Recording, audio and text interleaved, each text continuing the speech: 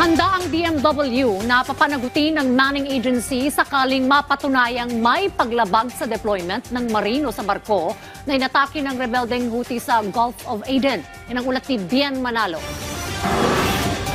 Naiuwi na sa bansa ang labi ng Pinoy seafarer na nasawi sa pag-atake ng rebelding Houthi sa MV Minerva Grudge sa Gulf of Aden noong nakaraang buwan.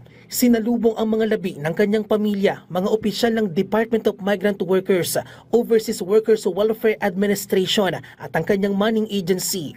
Dadalhin muna ang labi sa kanyang asawa sa Iligan, saka dadalhin ito sa Zamboanga del Sur sa kanyang mga kaanak. Tiniyak naman ng DMW ang patuloy na suporta sa pamilya ng biktima.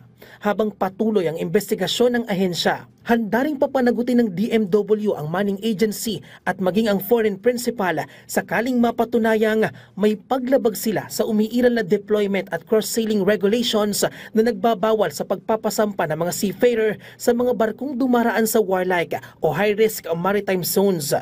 Maari silang masuspinde at bawian ng accreditation. Given the directive to suspend kasi wala na namang report.